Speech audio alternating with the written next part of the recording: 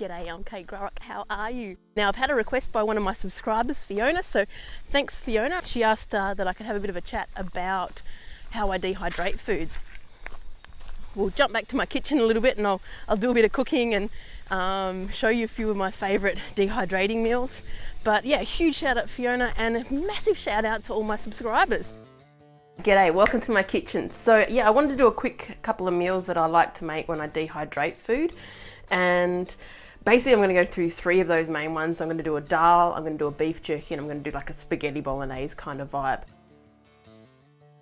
First up is the Dahl, and I started doing this when I was very early into my dehydration stuff. Because it's not meat based, I felt like it was a little bit safer and could keep a little bit better. On that note, I am absolutely not a food expert. I highly recommend there's a Facebook page called Dehydrating Divas and Dudes, and they have a wealth of knowledge on there about how long you can keep it dehydrated, unrefrigerated and things like that, and little tips and tricks to make sure you don't give yourself food poisoning, because that's certainly something you don't want to do out on the trail. Righto, so the Dahl, we're going to make a huge batch today so that I can dehydrate some and actually give some to my mates who have just had a baby, so that's pretty exciting. So basically what we want to do is, this is 2 brown onions and this is a whole head of garlic. So shitload of butter. And we just whack all of this in and we grate this ginger.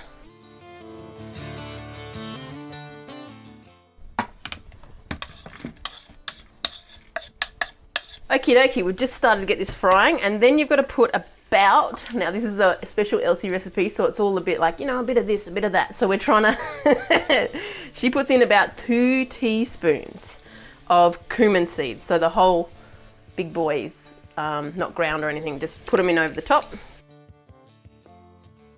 Basically what I ended up serving myself for the larapinta, I think it was like 2 ladlefuls.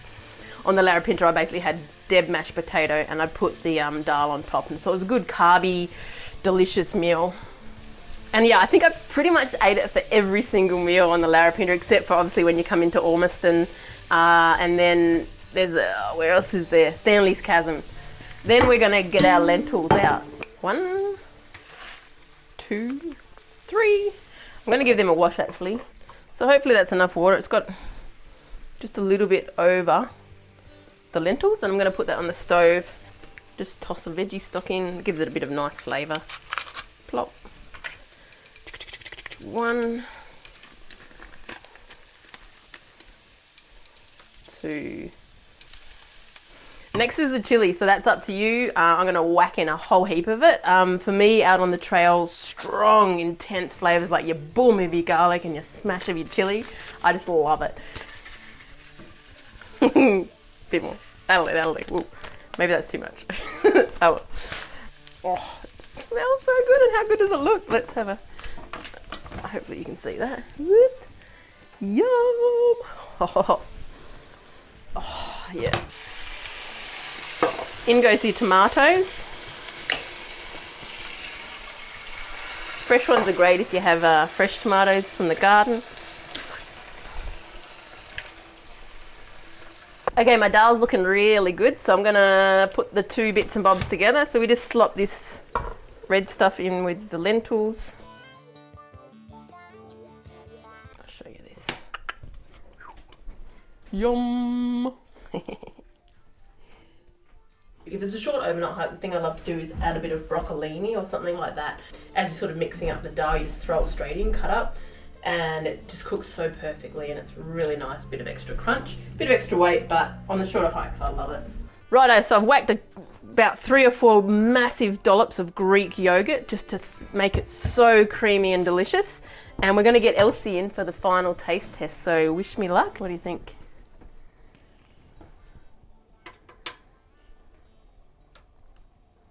Good? Delicious. Did I do right? Yeah, you did well. Thank you. Let's have a taste. Oh, that's beautiful. So you can go ahead and dehydrate it like that, or you can do my crazy method, which takes a bit of the delicious chunk out of it, but I'm going to blend the bits that I'm going to dehydrate, because I just want it to be like a fine sand that I whack some water on and it's ready to eat. You're not sitting and waiting for it to reabsorb or anything like that. I want a quick, easy delicious lentil meal. So for me, 2 ladles is a nice meal if I've got dead mashed potato under it. So we're going to put 4 ladles, which is the equivalent of 2 meals. Also be super careful when you blend hot liquids because they have a lava-like effect with the steam and they can explode. So I like to blend it with the hole open. You can get a bit of spray back, so I'm going to put a clean tea towel over the top. But at least it won't, because it can actually boom explode if you've got it all closed in. So that's just kind of like a soup now. 6, 7, 8, 9 meals I've made out of that, and I've got a wee bit more left. So I reckon 9 meals out of that serves pretty good. So, you know, that's halfway through the larapinta. I'm gonna have a crack into my beef jerky. So let's grab some beef. So you want to get it pretty lean because it's the fat that can spoil. And what I've actually done is I've thrown it in the freezer for just 20 minutes. And what that'll do is it'll harden up your steak a little bit, so it makes it easier to slice nice and fine.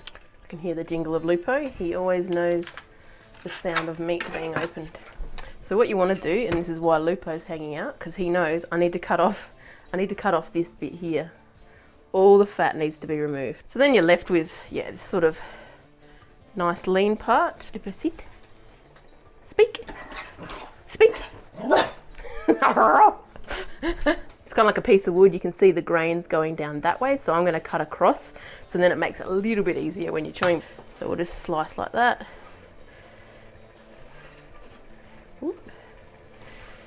So they're not too thick or thin. Sort of like that. And you can experiment. The thicker it is, the longer it will take to dehydrate. And I guess there is the risk of not dehydrating it properly. Now for me, small marbling like that doesn't matter, but maybe some other people would have a few issues with that. All right, so here's my little beef jerky. Well, my beef strips ready for the marinade. So I'm going to chuck in a heap of delicious things. First up for our beef jerky, I'm going to whack in soy sauce. Now soy sauce is really good because there's heaps of salt in it and it helps to preserve the meat. So I'm going to whack in for, it's about a kilo, pretty healthy cup, half a cup of soy sauce. Woo. Now my other favorite ingredient is to whack in a slug of apple cider vinegar, because apple cider vinegar has these amazing properties that help stave off bacterial growth. So good sort of shot of vinegar. Woo, looks good. Now I got my inspiration for this beef jerky recipe from like a website called Kui. I'll link to it here. I have no affiliation with that brand. I think they make their own beef jerky, but I just, they've also got some recipes on there and they talk about heaps of different styles and flavors. Next, I love garlic in my beef jerky, and I like to cut it sort of really chunky. And when it dehydrates, you just get these hits of garlic on the trail and it's just magic. What else? So today I'm going to go a bit of a Worcestershire sauce, very controversial product. Elsie hates it, but I love it. Just gives it a bit of a intense. 20. Then I found this really crazy thing in the back of our fridge. It's jalapenos and green tomatoes with coriander. No idea where we got this from, still in date. But yeah, I was reading that coriander is a really good flavour to put through, so I'm going to whack a bit of this hot sauce in, just for a bit of a different flavour. But yeah, really just throw in whatever you want. Bit of black pepper. You don't need the salt because you've got that salt from the soy sauce. So this is a bit more chili. A bit of paprika. Gives it a beautiful colour and oh, just smells so fresh and yummy. And then this is a bit of ground cumin. Woo, okay. Mix it all together. Cover it over, whack it in the fridge. The final thing I'm going to put in this beef jerky is a good dollop of honey, because that'll just add a little bit of a sweetness. I like to marinate overnight. You might not have time, but longer the better pretty much. Plate as a lid, whack it in the fridge. All right, so we've got the olive oil heating up there. We've got 3 large carrots diced, 4 celery sticks nicely diced, 2 brown onions and a heck of a lot of garlic, always my favourite.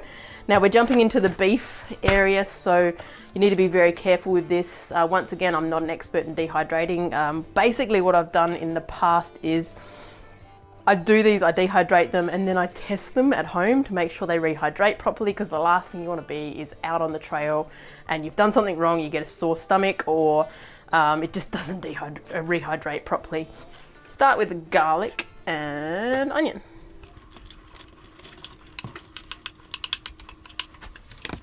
So this is another one of Elsie's special recipes. The one thing that I do different in this recipe is I'm going to add some breadcrumbs to the beef mince. And so, like, obviously it'd be great not to have to do that, but I find it rehydrates so much better. So when you dehydrate the meat, it turns into these little solid rocks, and I find whacking in some breadcrumbs will allow those solid rocks a little bit of sort of a porous area for the water to penetrate in, and they'll swell up and just rehydrate it so much quicker, so much better, and they won't be as chewy. When I first started dehydrating mince, I didn't put in the breadcrumbs, and I'd find as soon as I got to camp, I had to put the mince in the water and let it sort of soak for a good hour while I was setting up camp and doing all my bits and bobs, and it would still sort of be pretty chewy. But throwing in these breadcrumbs just revolutionises it. You want a clean kitchen when you're preparing. You don't want to introduce any, disgusting bits and bobs, but also it's the fat that will go rancid. So the leaner the better. I haven't been able to get the most lean beef there was, but what I will do is in the cooking process I can drain off some of that fat and try and remove as much as possible. Some people will go as far as putting it in a colander and letting it all drip out, or using absorbent towels to remove it all.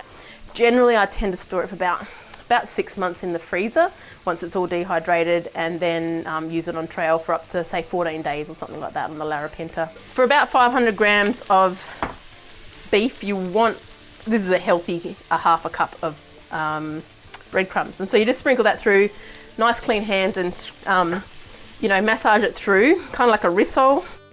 So as it's cooking, you want to smash it out and make sure it gets as fine as possible, because it's all about surface area.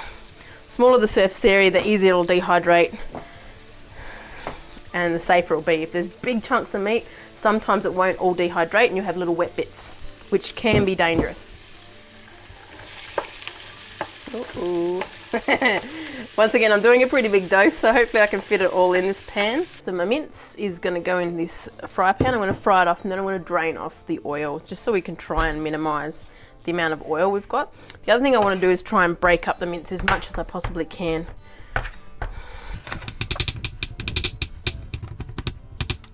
Alright, while that's happening, I'm going to throw in a few delicious ingredients in here.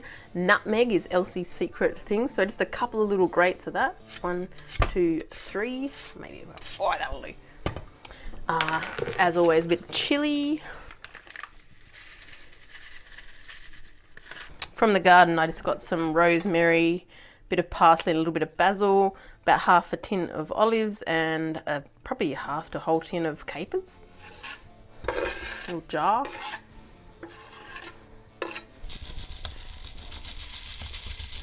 Just keep breaking it up as much as you can.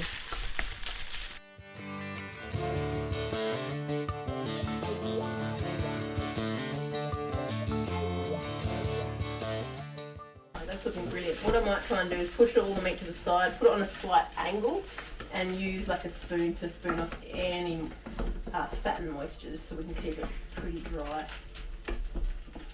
Just a tiny bit of fat there.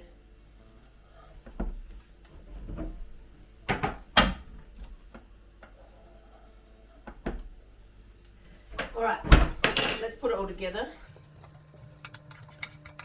Chuck in a couple of really good tablespoons of tomato paste just to really bulk up the flavour. 1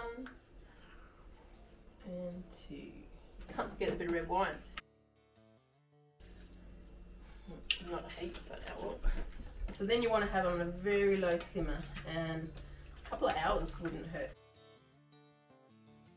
In the meantime, what I've done is I've actually sliced up some tomatoes. So I've sliced them about just under a centimetre, maybe like 8 millimetres. And these are just, wow, when you dehydrate these guys, they are packed with delicious.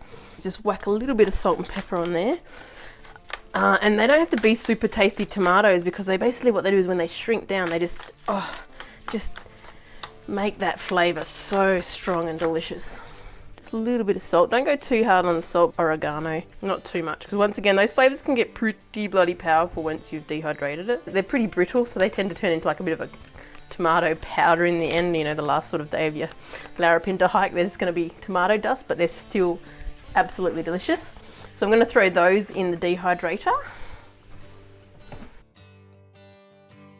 Now, I started out with just a simple dehydrator that I bought secondhand. I really love the square ones because they give you these nice trays that just are much easier when you're laying out your stews or things to dehydrate, whereas the circle ones, which you tend to get a bit cheaper, and that's what I started on, they have that hole in the center and you're sort of trying to push the mixture around. It's a little bit harder.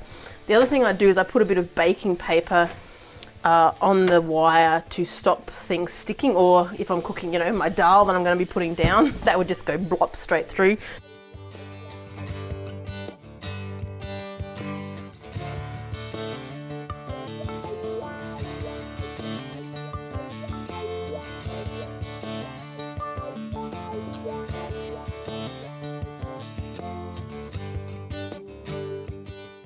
I'm pretty excited about eating that. Boom. So technically, yeah, it's raw, and the dehydration process will cook it up. For me, it tends to be 2 ladles equals a meal. That's 1 very healthy ladle. And that's 2 very healthy ladles. And then we'll just smooth him out. Beautiful.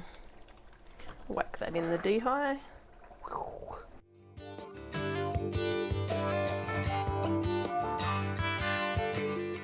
Alright, and then we'll have the rest of this for dinner. Whack that guy in. Then I'll just dehydrate that on the meat setting. Depending on your dehydrator, it might have times or temperatures. So this one's saying meats and jerky, 65 to 70 degrees. What I'm actually going to do is transfer that to outside, because I find when you're dehydrating a big batch like this, it just puts out so much moisture and it can actually sort of like stain the wall. So I'm going to chuck it out the back and get it going. So my dehydrator's on. I'm going to check back like probably tomorrow morning, and then, you know, turn everything over if it needs to, just to make sure that it all gets nicely dehydrated in there. Look, it's nice and there's no moisture left in it. Turn it over. Ideally, I would have liked to dehydrate it at a thinner level, but that should be fine. So it's been about a day and a half. My jerky's looking beautiful. Oh. And the ultimate test is find a thicker piece and either eat it or break it in half. And so that looks dry all the way through. So I'll be pretty happy to eat that on the trail. In fact, now, break it. Oh, yeah. Once again, make sure you've got clean hands and things like that. Oh, yeah, that flavour. Ooh.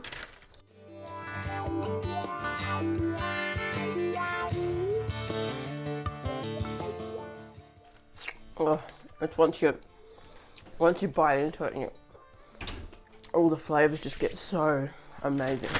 Tear that. 263 grams, so that's a quarter of what it used to be. Looks delicious. And I'll put 1 kilogram beef, and then where are we, May? And so I'll keep that in the freezer for about probably not much more than 6 months. I was just in the freezer, and these are the veggies I get from, say, Woolies or something, or Coles. Just the frozen veg, and you just whack them on the tray, no preparation at all, just throw them on the tray, dehydrate them. And this is like, I think it's about 2 kilos of frozen veg. And sometimes I'll love to take that because it's good to rehydrate on the trail when you just feel like you're not getting enough vegetables. These do take a fair while to rehydrate because they kind of become impenetrable little baubles. So what I'll do is, as soon as I get into camp, throw them in a pot with some water. If you want, heat that water up, but you can just let them cold soak for like an hour, and then they tend to get quite good. I'll probably put the wagon wheels in a Ziploc too, but if you remember, that was about, I'll show a picture of before and after, but I think that was about 6 tomatoes, and it was thick. So I think that thickness was perfect that I did it. Look at that.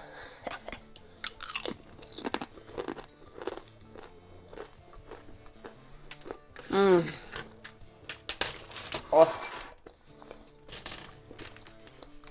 It's just such a powerful tomato flavour. Right, I'm going to throw them in a Ziploc as well. Air is the enemy. I forgot to do that with my other one, so it is nice to sort of push as much as it out as you can. 46 grams. That's like 6 tomatoes, 5 tomatoes, 46 grams. Bingo. This is a bit overkill, but I'm going to throw it into a mortar and pestle and give it a little grind. So it comes off little sheets like this. I just want to not like crush it into oblivion, just like break all those weird shapes down. Just so it's sort of like a nice crumble. Sort of the smoother and smaller it is, once again, the quicker it will rehydrate. So just trying to do that. So you get all these little stainy bits because that's delicious sauce.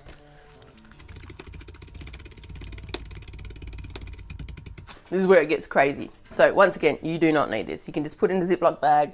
So I like to do a double seal because I've had a few of them fail on me. I mean, this is probably the lowest common denominator of this device. Seal.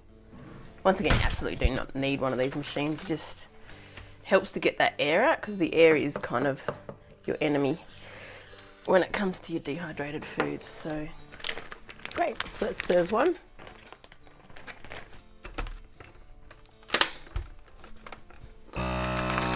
Woo! Cool. Check that out. That's madness. All right, we'll write on him. So was it Spag Bog? So, 1 May. 64 grams. That's pretty cool. Into the freezer. So that's our 2 serves. I'll give you a close up as I and vacuum.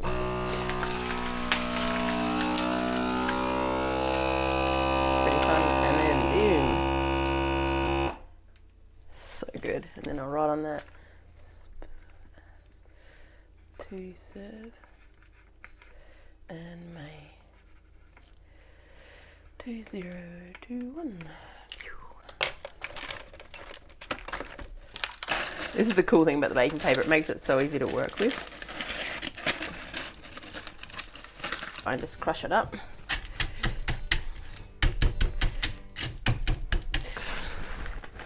She's all in there. See what I mean about sand or dust?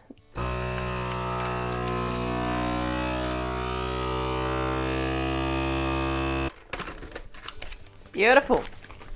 Another one for the freezer. So yeah, with these, the bolognese and the Dahl, I tend to put a bit of Deb mashed potato underneath. I just like a bit more carbs. It just bulks it out a bit more. Yeah, but these are bloody delicious. They taste so good on the trail. Thank you so much for watching. If you've got your own favorite thing that you love dehydrating, chuck it in the comments below, and I'll catch you later. See ya.